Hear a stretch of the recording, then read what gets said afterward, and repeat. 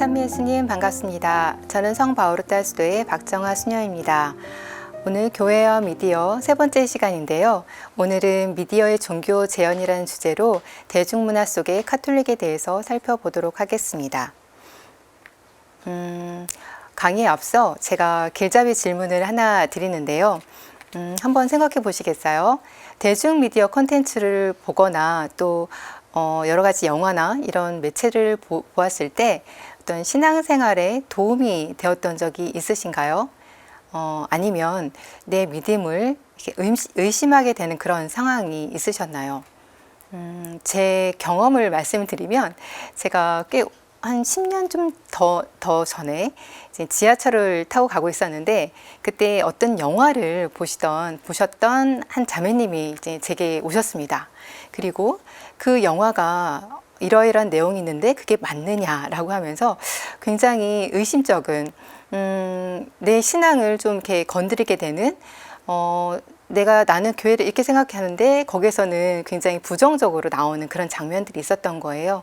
그래서 그거를 저에게 물어보시는 그런 체험이 있었습니다. 그리고 나서 제가 그 영화에 대해서 다른 곳에 가서 이러이러한 얘기들을 이렇게 하게 됐었는데요.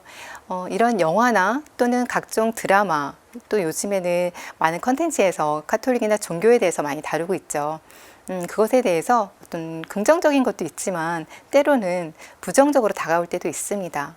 그래서 오늘은 대중문화 속에서 종교는 어떻게 이렇게 보여지고 있고 또 특히 카톨릭은 어떻게 보여지고 있는지 좀 여러분들과 함께 나눠보려고 합니다. 제가 그림을 하나 보여드리는데요.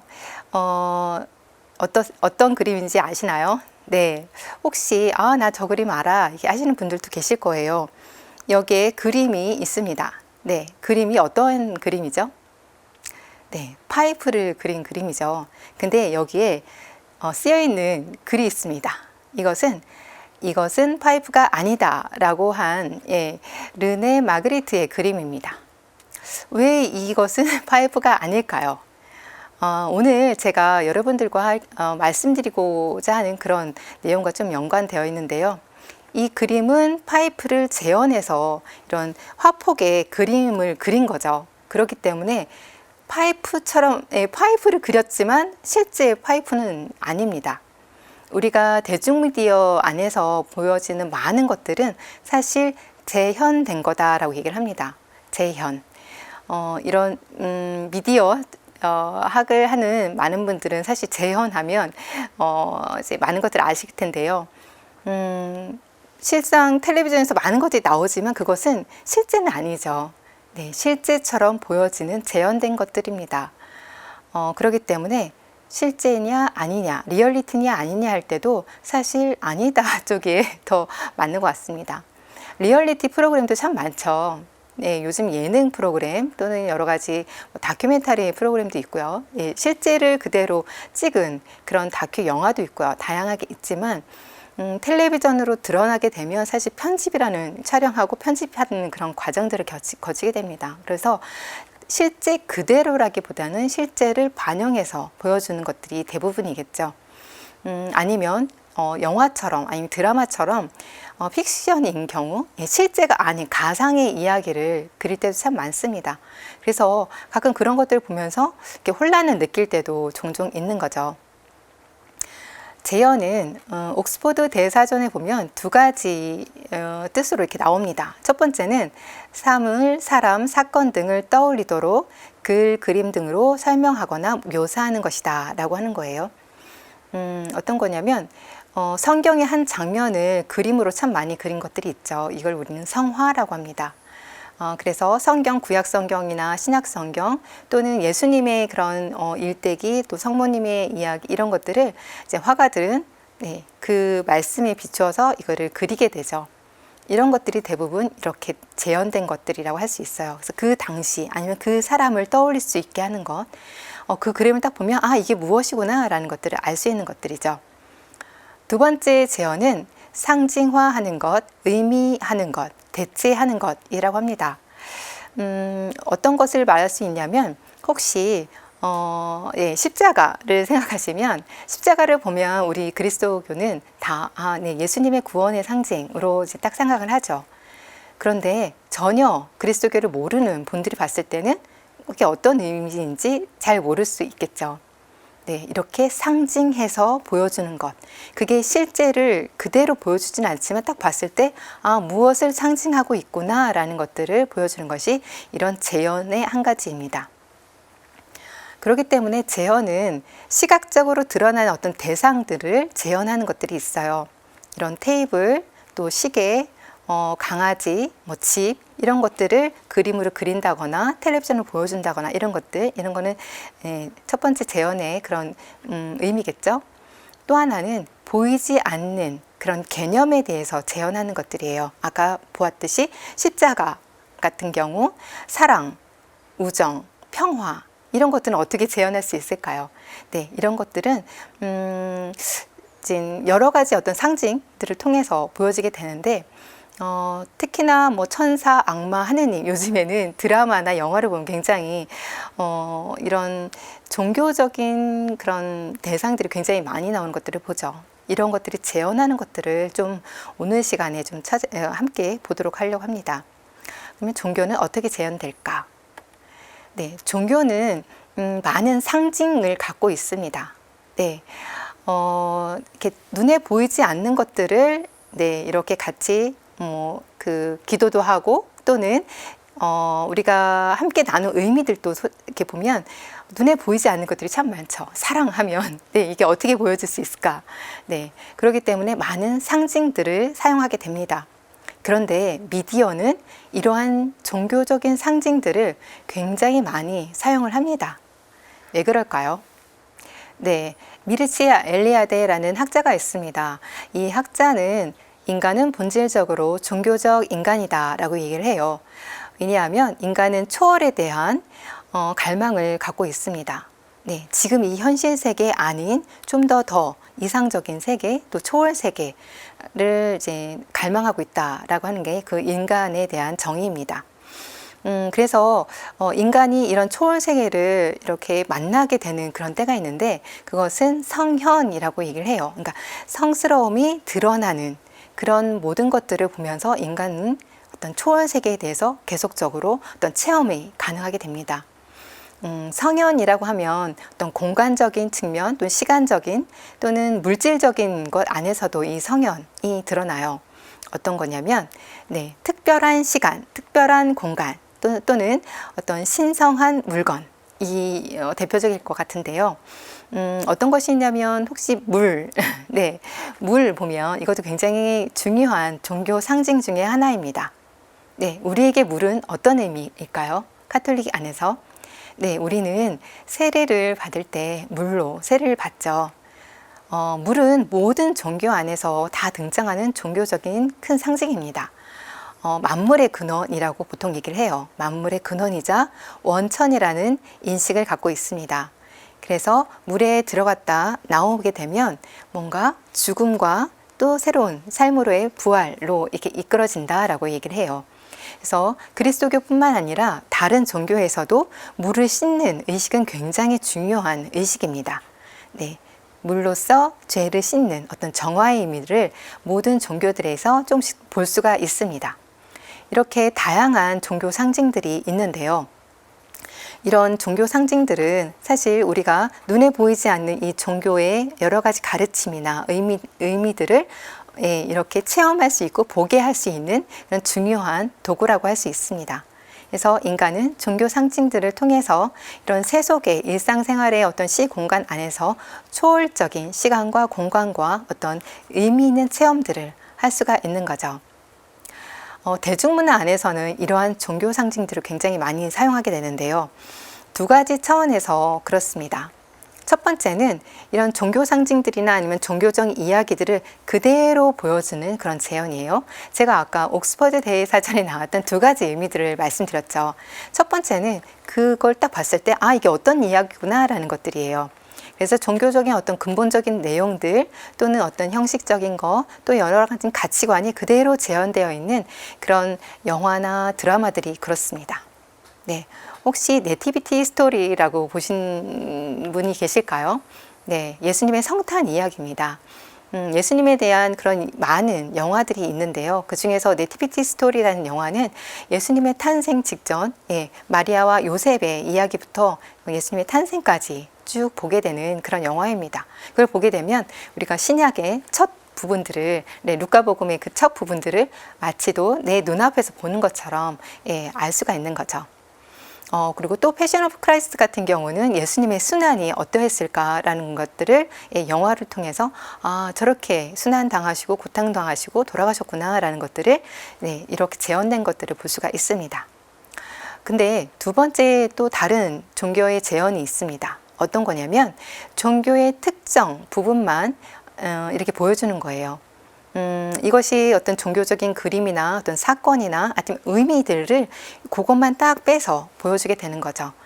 이런 것들 같은 경우는 혹시 매트릭스라는 영화 보셨나요? 네, 거기 보면 약간 성부, 성자, 성령의 어떤 그런 이름에서 보여질 수도 있고, 그 다음에 부활이라는 그런 것도 굉장히 많이 나오게 되고요. 하지만 이것을 보면 그 영화 안에는 굉장히 다종교적인, 다양한 종교가 다 혼합되어 있는 혼합 종교적인 그런 영화라고 우리가 알고 있습니다. 그래서 굉장히 많은 다양한 종교의 종교 상징들을 다 뽑아서 쓰고 있거든요. 그래서 우리가 봤을 때는 굉장히 오해할 만한 소지들이 좀 등장하게 되죠. 또는 뭐 다빈치 코드, 다빈치 코드도 사실 그 내용을 보면 이게 픽션인데, 거기 안에 나오는 많은 인물들이 실제 인물처럼 보이기 때문에 이게 꼭 넌픽션처럼 느껴집니다. 하지만 이거는 소설을 기반으로 한 영화죠. 그래서 이 영화를 보고도 굉장히 많은 분들이 혼란스러워했던 그런 저의 체험도 있고 또 다른 분들의 체험이 있습니다. 이런 식으로 종교가 어떤 재현되는 데에 있어서는 그대로 그걸 봤을 때 나의 종교, 내가 믿는 어떤 종교, 카톨릭의 어떤 교리나 가르침을 그대로 내가 이렇게 배울 수 있는 그런 것들이 있는가 하면, 다른 편에서는 오해의 소지가 있는 그런 재현된 것들도 분명히 있습니다. 또 요즘 최근에는 드라마 안에서도 종교가 굉장히 많이 재현된 것들을 볼 수가 있어요. 한국 우리 요즘에 많이 인기 있는 드라마를 보더라도 신부님들이 굉장히 많이 나오시고, 또는 어떤 교리라기보다는 어떠한 중요한 측면들이 등장하는 것들 좀 볼 수가 있어요. 수녀님들이 등장한다거나 아니면 요즘에는 뭐 구마 같은 그런 식의 카톨릭의 어떤 한 부분이 마치도 전체인 것처럼 거기 가면 다 그렇게 하는 것처럼 이렇게 보여지는 때가 있습니다. 이런 드라마들은 대부분 최근에 이제 판타지 장르 드라마에서 많이 볼 수가 있어요. 혹시 판타지 장르 좋아하시나요? 네, 저는 개인적으로 판타지 장르를 즐겨 봤었죠. 어릴 때부터도 뭐 각종 영화도 많았었고요. 제가 좋아하는 뭐 반지의 제왕도 대표적인 판타지 영화 중에 하나죠. 제가 이제 앞으로 좀 얼마 정도는 이런 판타지 장르에 등장하는 여러 가지 종교적인 의미들을 좀 설명해 드리려고 합니다.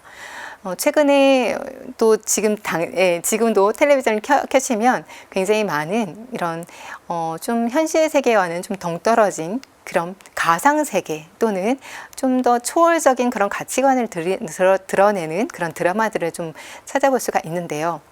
이런 판타지에 나오는 환상성, 실제의 어떤 현실성과 다른 어떤 환상성을 우리가 이런 드라마 안에서 많이 볼 수가 있습니다. 왜 이러한 드라마들이 많이 나오게 될까요? 여러 가지 학자들이 이제 이런 판타지 드라마가 왜 지금 시대에 많이 나올까라는 것들을 이렇게 연구를 하게 되는데요. 첫 번째는 어떤 우리가 현실 세계에 갖는 욕망을 대리적으로 표현한 것이다 라고 얘기를 하는 거죠. 좀 더 나는 이 세계 안에서 좀 이런 좀 능력 있고 좀 더 뭔가 문제 해결도 적극적으로 잘 할 수 있고 완벽한 사람이 되고 싶은데 그러지 못하는 것이 우리가 살고 있는 현실 세계의 나의 모습일 수도 있을 것 같아요. 그런데 그것을 어떤 판타지 장르의 히어로, 영웅에 투입해서 그들은 이렇게 세상을 구원하고 또 사람들을 도와주고 하는 것들을 좀 볼 수가 있죠. 그러면서 대리만족을 하는 차원도 있습니다. 또 한 가지는 우리가 현실 세계에서 어떤 결핍을 느낄 때 그 결핍은 그것을 그냥 결핍으로 느끼고 부족으로 느끼면 굉장히 부정적이고 한편으로는 아쉬움이 있겠지만 이런 판타지에서 해결하는 것들을 보면서 나의 현실 삶을 좀 더 새로운 시선으로 나도 이렇게 좀 더 개척하고 좀 더 뭔가 좀 이로운 영웅들이 하는 것처럼 그렇게 세상을 위해서 좀 더 이로운 그런 일을 할 수 있지 않을까라는 어떤 새로운 어떤 관점 또 시각을 갖게 하는 지점도 또 있습니다. 그리고 세 번째는 이런 초월 세계, 판타지 장르에서 보여지는 많은 초월적인 인물 또는 시간과 공간 이런 것들을 보면서 경이로움과 어떤 기이함을 느끼게 되는 거죠. 네, 우리가 경이로움을 느낀다라는 것들을 참 요즘 시대에서는 많이 찾아보기 어려운 것 같아요. 그런데 이런 드라마를 보면서 저럴 수가 있구나 라는 것들 조금 더 지금의 어떤 현실과 좀 초월적인 그런 세계에 대해서 조금 더 이렇게 바라볼 수 있고 갈망할 수 있는 그런 부분들이 여지가 좀 있다라고 볼 수가 있습니다. 그래서 이런 판타지 장르에는 굉장히 많은 종교 상징들을 차용하고 있습니다. 제가 5가지로 좀 추려봤습니다. 특히 한국 드라마 안에서는 어떠한 종교적인 그런 요소들, 좀 종교와 연관된 부분들이 있을까라고 봤더니 이렇게 5가지를 볼 수가 있었어요. 첫 번째, 환생이라는 부분, 또는 사후세계가 등장한다거나, 또는 점성술, 그리고 빙의라는 거, 그리고 구마와 테마라는 그런 소재들입니다. 이런 것들을 보면 한 번쯤은 드라마에서 보았다라고 하실 거예요. 네, 지금도 딱 텔레비전 틀어보시면 이런 빙의가 나온다거나 환생이 나오는 그런 드라마를 바로 보실 수가 있을 것 같아요. 그러면 첫 번째, 왜 우리는 환생이라는 것에 계속적으로 이렇게 보게 될까? 드라마는 왜 자꾸만 환생이란 주제를 이렇게 소재로 쓸까요? 환생이라고 했을 때는 사실 불교적인 또는 힌두교적인 그런 그 안에서는 굉장히 중요한 가르침이죠. 그런데 드라마를 보면 또 영화를 보면 이게 마치도 그런 어떤 특정 종교뿐만 아니라 모든 사람에게 해당되는 것처럼 나옵니다. 우리나라뿐만 아니라 전 세계 콘텐츠를 봤을 때 지금 환생이라는 소재가 굉장히 많아졌다고 합니다. 그래서 유럽의 많은 사람들 중에 24% 정도가 환생을 믿는다라고 얘기를 해요. 그리고 카톨릭 신자들 중에서도 약 30%가 환생이 있는 것 같아요 라고 응답을 한다고 합니다. 그리고 점점 젊은 층에서는 증가하고 있다라는 게 이렇게 조사 결과 나와요. 이렇게 봤을 때 환생이라는 것이 우리 카톨릭에서는 전혀 맞지 않은 교리인데 이런 드라마나 영화에서 굉장히 꾸준하게 계속 등장하다 보니까 사람들이 어느 순간 거기에 익숙해지는 것들이 있죠. 이것을 문화개발 효과라는 미디어 용어도 있지만 우리가 미디어에서 계속적으로 어떤 주제나 어떠한 내용에 노출하다 보면 그것이 마치 맞는 것처럼 여겨질 때가 있습니다. 사실 드라마에서 나오는 환생은 불교와 또는 힌두교에서 말하는 환생과도 전혀 다르다고 얘기를 합니다. 불교와 그 힌두교에서 말하는 환생은 그것을 벗어나는 게 구원이 된다고 하죠. 계속 환생하는 것이 아니고 이 환생의 곤례에서 벗어나는 것을 구원이라고 얘기를 합니다. 그런데 드라마를 보다 보면 환생을 계속할수록 구원되는 것처럼 등장을 해요. 왜 그럴까 하면 이 환생은 우리가 죽음에 대한 공포, 여기서부터 벗어나고 싶은 어떤 인간의 욕망, 이것을 표현한다고 볼 수가 있습니다. 그리고 인간은 스스로 나를 구원할 수 있다라는 그런 밑에 그런 가치관이 깔려 있는 것들이 이 환생의 소재에 드러나 있습니다. 네, 환생은 그리스도교의 굉장히 도전적인 그런 사상이라고 할 수가 있는데요. 3가지 측면에서 그렇습니다. 이런 환생을 소재로 하는 그런 드라마에서 나온 인간을 보면 인간은 계속적으로 이번 생에서 안 되면 다음 생에서 하고 다음 생에서 하면 그 다음 생에서 뭔가 사랑을 성취하고 또 복수를 한다거나 여러 가지 지금 생에서 안 되는 것들을 다음 생에서 이루어질 수가 있거든요. 그렇기 때문에 굉장히 능동적인 존재로 등장을 합니다. 그랬을 때의 문제는 지금 생에 대한 어떤 내가 충실하게 거기에서 책임을 지고 어떤 윤리적인 도덕적인 책임에 있어서 조금 더 벗어나 있는 인간의 모습을 볼 수가 있어요. 그런데 그리스도교에서 인간은 뭔가 유한하고 어떤 나약한 부분도 분명 있겠지만 한 번 사는 인생이기 때문에 그렇지만 하느님의 무한한 사랑을 받는 존재인 거죠. 네, 이런 차원에서 여기는 좀 더 우리 그리스도교 안에서 인간은 하나님과의 어떤 관계 안에서 이 유한성을 극복한다면 이 드라마에서 나오는 그런 환생하는 그런 인간은 스스로 자기를 구원해야 하는 그런 인간으로 나온다는 것이 이제 차이점입니다. 또 하느님에 대해서 나올 때도 있습니다. 드라마나 영화에서 신이라는 존재도 간혹 등장을 하는데요. 이게 구체적인 신이 등장하지 않을 때는 비인격적인 존재로 등장할 때가 굉장히 많아요. 예. 하지만 우리가 그리스도교에서 하느님은 굉장히 인격적인 존재, 창조주이면서 인간 한 사람 한 사람을 보살피시는 인격적인 그런 창조주이시죠. 이것이 신에 대한 그런 재현이 굉장히 다른 부분, 또 우리가 믿는 하느님과 드라마에서 보여지는 그런 신 존재가 다른 부분 중에 하나입니다. 또 한 가지는 구원이에요. 제가 인간에 대해서 설명했던 것처럼 구원은 이런 환생 영화나 드라마에 나온 구원 이를 봤을 때, 환생을 봤을 때는 스스로 구원해 가는, 그래서 내 스스로가 구원하기 때문에 굉장히 어떻게 보면은 책임감이, 나의 구원은 나에게 있는 것이 굉장히 한편으로는 주체적이라고 할 수 있지만 사실 그게 안 되는 사람들은 영원한 구원이 없는 거죠. 하지만 그리스도교에서의 구원은 하느님의 선물로 주어지는 것이라고 우리는 믿습니다. 이렇게 드라마에서 나오는 것과 우리가 믿는 어떤 인간과 하느님과 구원이라는 이런 것들이 좀 달라지는 것들을 좀 볼 수가 있어요. 그래서 보실 때 계속적으로 환생을 하면서 뭔가 성취하는 그런 인간을 보면서 부러워하지 마시고요. 저 이야기구나 라고 보셨으면 좋겠습니다. 또 한 가지는 사후세계가 굉장히 많이 자주 등장하죠. 특히 한국 드라마나 영화에서 보면 사후세계가 굉장히 많이 나옵니다. 죽음 이후의 세계. 그런데 죽음 이후의 세계는 사실 우리가 잘 모르는 세계이고 우리는 그것을 하느님 나라로 얘기를 합니다.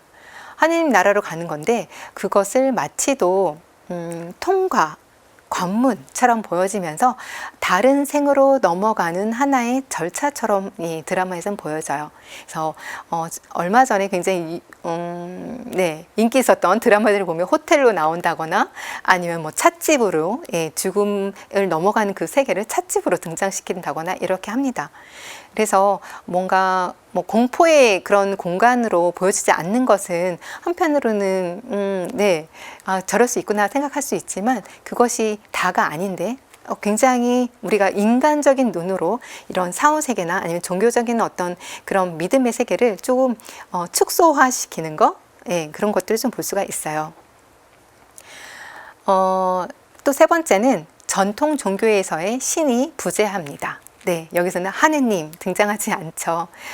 보면 한국 드라마에서 많이 등장하는 신들을 보시면 마고신, 삼신 이 등장하는 걸 볼 수가 있어요. 이것도 굉장히 유행했던 인기 있었던 드라마에 등장했던 신들입니다. 대부분 어떠세요? 여성 신들이 많이 등장을 하죠. 인간의 생명을 점지해주는 그런 삼신이나 또는 인간의 삶을 이렇게 주지하고 이렇게 이끌어가는 그런 마고신, 이것을 여성의 신으로, 여성신으로 이렇게 등장하는 걸 좀 볼 수가 있어요.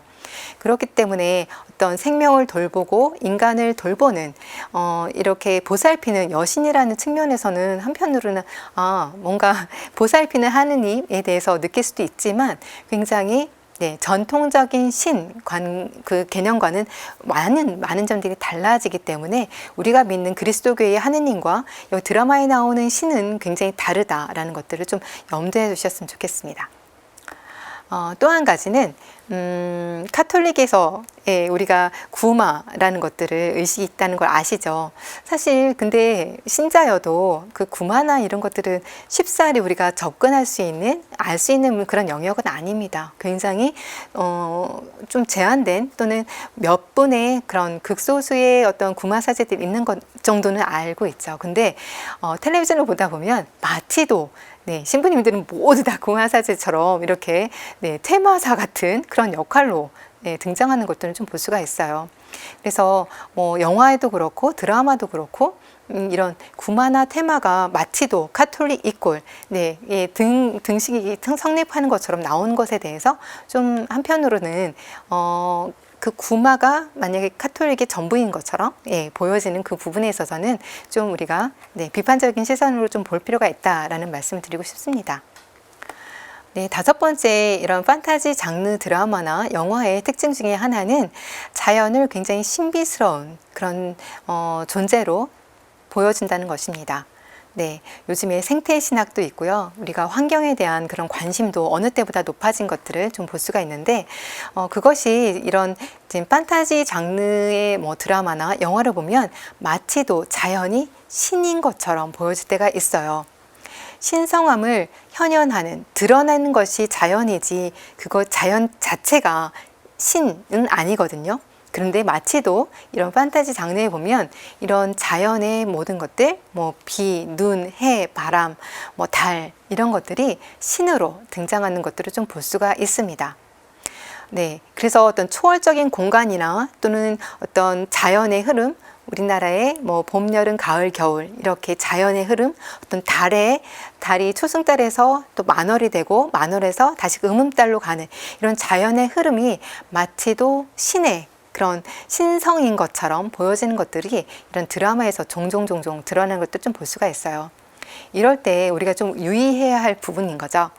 마치도 이 자연이 신인 것처럼 하는 것들은 사실 범신론이라고 얘기를 합니다. 모든 것 안에 신이 이렇게 깃들여져 있는 것, 이런 부분들은 우리가 좀 주의할 필요성. 그리스도교 안에서는 모든 자연은 주님께서 만드신 피조물의 하나이고 그것을 통해서 우리에게 말씀을 하실 수 있지만 그것이 신은 아니거든요. 그래서 그런 부분에 있어서 우리가 좀 주의할 필요성이 있다라고 말씀드리고 싶습니다. 그렇다면 이런 판타지 드라마나 판타지 영화에서 종교적인 어떤 그런 요소들이 재현되는 것들은 어떠한 의미가 있는지에 대해서 좀 몇 가지로 좀 설명해 드릴게요.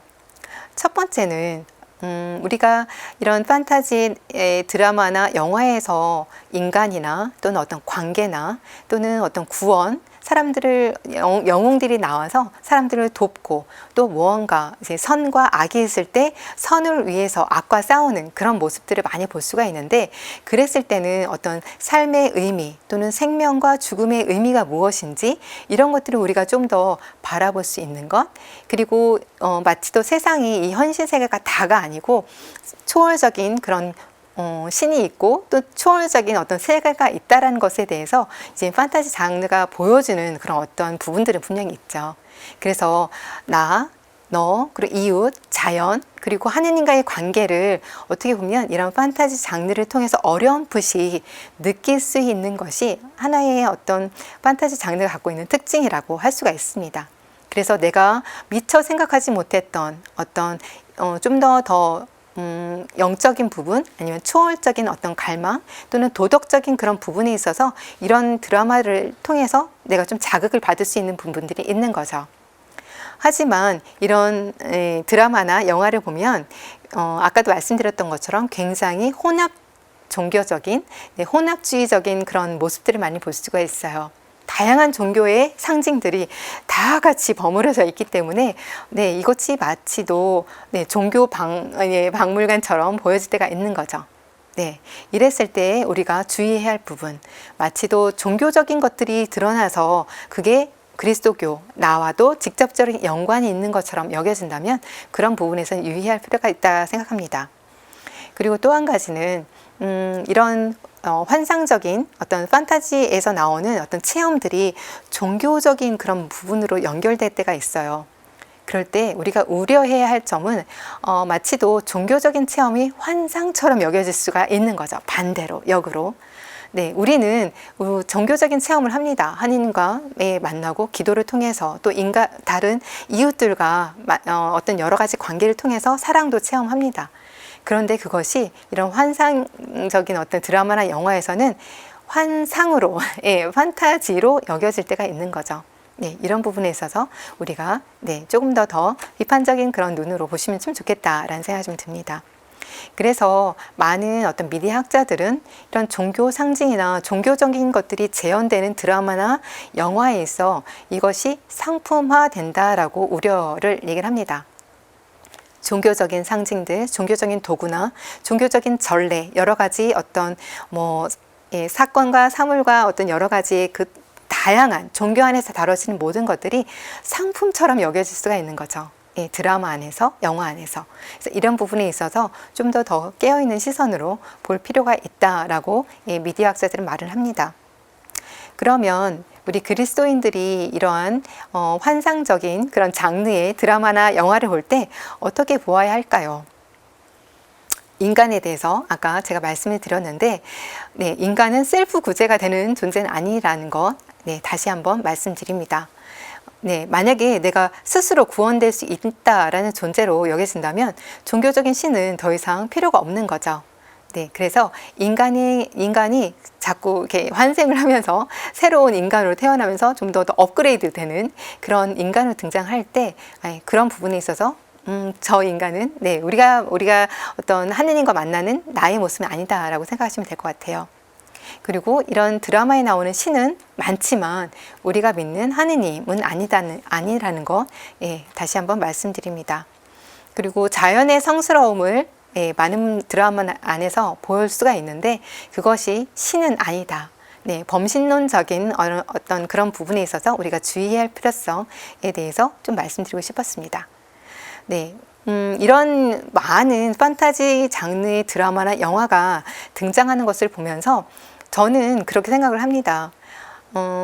점점 종교가 다른 시대보다 그 이전 전통적인 사회 안에서 종교가 갖고 있었던 그런 영향력들이 굉장히 축소화되고 또 종교를 믿는 사람들이 점점 줄어든다고 하지만 이런 판타지 안에 등장하는 다양한 어떤 신적인 하여튼 초월적인 그런 모습들을 보면 인간 안에 있는 어떤 초월에 대한 갈망, 어떤 신적인 갈망, 어떤 영적인 세계에 대한 그런 갈망들을 우리가 비춰볼 수 있지 않은가라는 생각이 좀 들어요.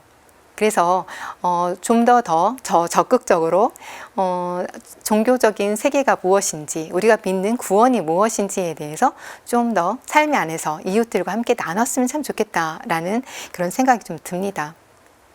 대중문화 안에서는 카톨릭에 대해서 어떻게 재현되고 있을까요? 제가 몇 가지로 좀 설명해 드리려고 합니다. 첫 번째는 우리가 믿은 어떤 신앙 그리고 우리가 일상적으로 그리스도교 안에서 보여지는 여러 가지 전례나 또는 믿음이나 가르침, 교리, 교육 이런 것들을 이 드라마나 아니면 영화나 이 텔레비전 재현된 것들을 그대로 볼 수가 있는 것들이 있어요. 대표적으로 제가 생각했을 때는 평화방송에서 하는 매일 미사가 그 중에 하나가 아닐까라는 생각이 듭니다. 팬데믹 시기에 많은 분들이 매일 미사 가기가 굉장히 어려우셨죠. 그래서 평화방송에서 방송하는 매일 미사를 통해서 조금이나마 미사에 함께하고 있는 그런 마음도 갖게 되고 직접 성찬례를 할 수는 없었지만 예수님의 몸을 모실 수는 없지만 그래도 예수님이 이렇게 우리 안에 함께 있다라는 것을 미사를 통해서 우리가 볼 수가 있었죠. 이것도 굉장히 중요한 재현의 하나이라고 생각합니다. 재현이면서 사실 또 그 자리에 또 현존하시는 거죠. 또 한 가지는 많은 어떤 종교적인 어떤 인물과 또는 사건에 대해서 드라마나 영화에서 보여지는 것들입니다. 대표적으로 울지마 톤즈죠. 많은 분들이 아실 거예요. 남수단에서 오랫동안 네, 이렇게 선교사로 사목하셨던 이태석 신부님. 이태석 신부님의 어떤 그 삶을 영화나 어떤 다큐멘터리 영화로 이제 보여지면서 사람들이 그걸 통해서 그리스도교의 신앙에 대해서 또 특히 어떤 신부님, 선교사라는 그런 부분에 대해서 우리가 어떻게 선교사들에 대해서 기도하고 도와줄 수 있는지 또 고민할 수도 있었고요.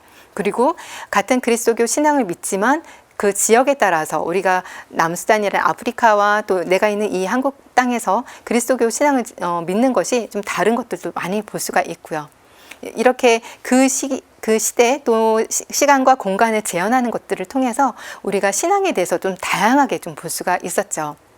또 한 가지는 제가 최근에 본 영화입니다. 두 가지인데요. 하나는 실제 그럼 봉쇄 수도원에 들어가서 수녀님들이 살고 있는 그런 여러 가지 어떤 봉쇄 수도원에서의 삶을 보여줬던 기도의 숨결이라는 영화가 있었어요. 이거는 카메라맨과 그다음에 감독이 그 여성 감독들이라고 했어요. 이분들이 봉쇄 수도원에 가서 계속 이분들이 어떻게 살고 있는지를 촬영을 해서 그것을 편집해서 보여준 그 영화였습니다. 굉장히 따뜻하면서도 봉쇄 수도원의 모습이 우리가 흔하게 볼 수 있는 그런 곳은 아니잖아요. 네, 저도 수도자이긴 하지만 저도 들어갈 수 없는 그런 곳인데요. 그것을 이제 영화를 통해서 우리가 간접적인 경험을 할 수가 있는 거죠. 굉장히 그 실제에 가깝게 재현된 그런 영화라고 할 수 있습니다. 그리고 제가 재밌게 본 영화가 또 하나 있는데요. 두 교황이라는 영화입니다. 네, 많은 분들이 보셨을 것 같아요. 베네토 16세 교황님과 그리고 프란치스코 교황님 두 분의 그런 이야기죠.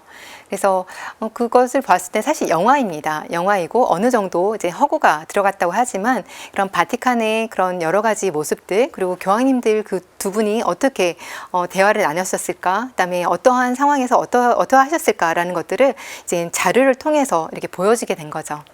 네, 이런 영화들은 그리고 드라마, 그다음에 또 평화방송에서 하는 그런 매일미사 이런 것들을 보면 우리가 그걸 보면 네, 그리스도교의 어떤 다양한 가르침과 그다음에 여러 가지의 그런 여러 종교적인 의미들을 배울 수가 있고 느낄 수가 있습니다.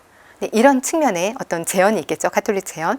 네, 또 다른 측면에서 또 볼 수가 있어요. 요즘에 드라마나 영화에서 많은 사제들이 등장을 합니다. 많은 분들이 재밌게 본 드라마 중에 하나가 열혈사제라는 그런 드라마가 있었어요. 네, 많은 분들이 보시면서 저에게도 수녀님 그 드라마 너무너무 재밌어요, 멋져요, 막 이렇게 얘기를 하신 분들이 굉장히 많았습니다.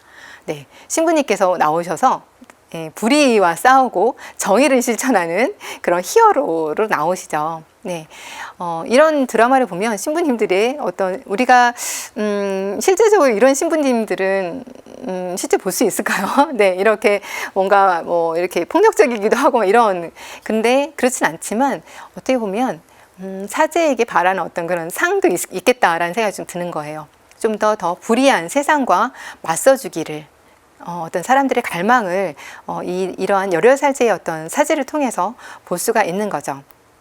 또 한 가지는 아까 말씀드렸던 것처럼 구마에 대한 것입니다.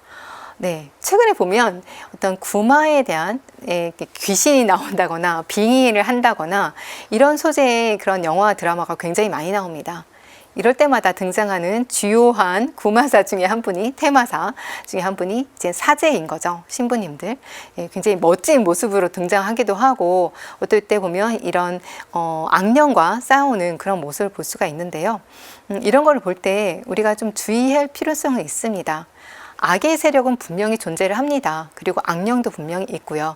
그리고 그분들과 싸우는 그런 그러니까 구마를 하시는 분명히 신부님들도 계시고요. 네, 그렇게 그런 어려운 사도직을 하시는 분들이 있으시죠. 그런데 이것이 우리에게는 재미로 보아서는 안 된다라는 것을 좀 말씀드리고 싶었어요. 네, 이렇게 구마나 이런 것들은 굉장히 인간의 측면을 봤을 때는 굉장히 안타까운 측면이고요.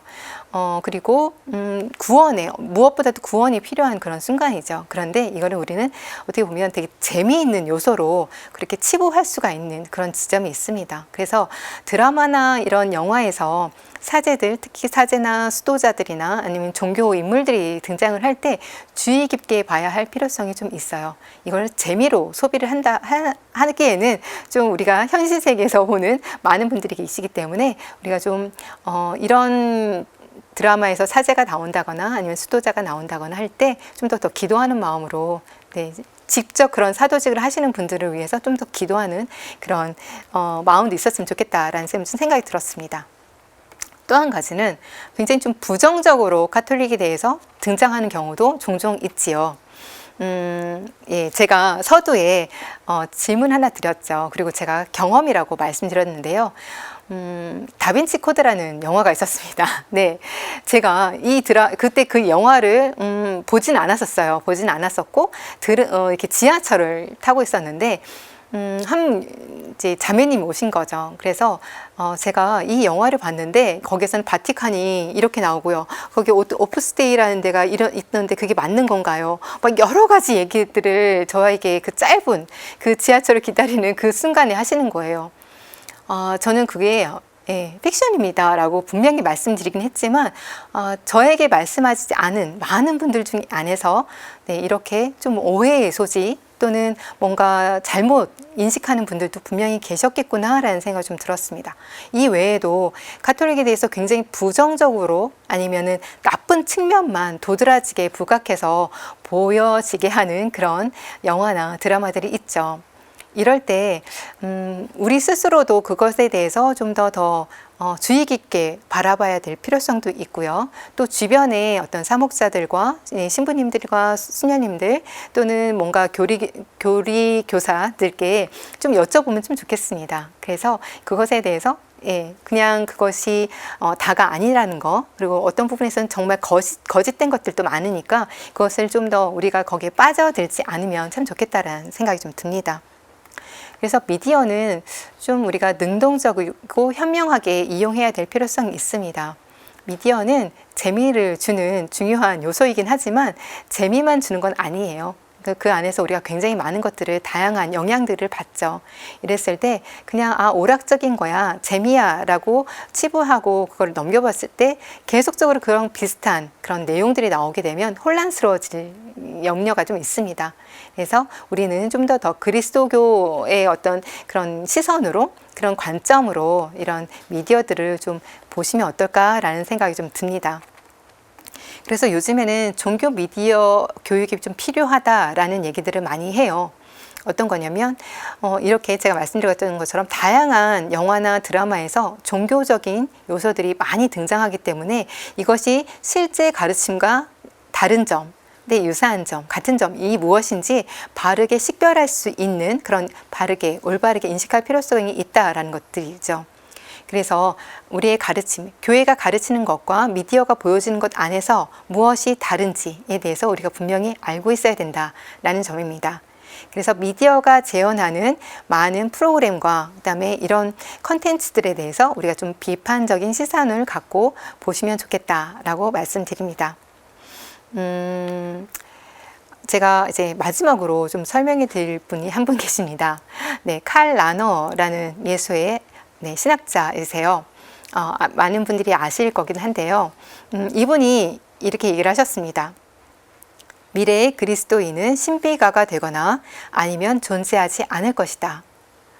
네, 우리는 문화적 신비가로 부르심 받았다라고 말씀드릴 수 있을 것 같아요. 지금의 그리스도인은.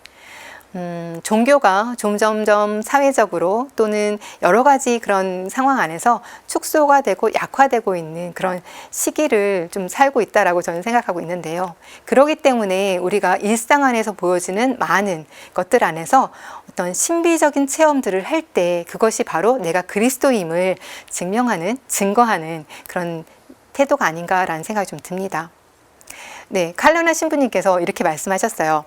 일상을 살아가며 신비와 만나는 것이 그리스도인의 영적인 하느님 체험의 본질이며 이것 없이 외적인 제도와 형식, 소시민적인 자기 만족의 방편으로서 종교 생활만이 남을 때 그것은 더 이상 그리스도인으로서의 삶이 아니다. 네, 내가 일상 안에서 미디어를 통해서도 그렇고요. 옆에 있는 형제 자매를 통해서 가족과 더불어서도 그렇고요. 이 안에서 내가 신비적인 체험을 하지 못하면, 하느님 체험을 하지 못하면 그것은 더 이상 그리스도인이 아니다라고 굉장히 단호하게 말씀하시죠. 내가 전례에 충실했다고 해서 또 기도만 열심히 했다고 해서 그것보다도 내 일상 안에서 다양한 신비적인 체험, 다양한 사랑 체험, 하느님 체험을 좀 더 많이 해보시면 좀 좋겠습니다. 전례와 기도와 우리 삶과 일상이 이렇게 조화되는 그런 삶으로 우리가 초대받았다라고 생각하시면 더 좋을 것 같아요. 마침으로 제가 이렇게 많은 미디어 수단들이 있고 콘텐츠들이 있고 또 영화와 우리가 볼 것들이 굉장히 많은데 이것들이 조금 더 우리 삶을 또 우리 신앙을 성장시키고 구원을 위해서 활용될 수 있도록 한 마음으로 좀 바라는 기도로 마치고자 합니다. 그래서 제가 기도문을 이렇게 올려드렸는데 함께 이 기도를 하고 마치도록 하겠습니다. 성부와 성자와 성령의 이름으로 아멘. 자비로우신 하느님, 주님께서 주신 선물로 주신 모든 미디어들이 사람들의 구원과 성장에 도움이 되게 하소서. 커뮤니케이션 수단들이 결코 인간을 멸망시키고 오류에 빠뜨리는 일이 사용되지 않게 하소서.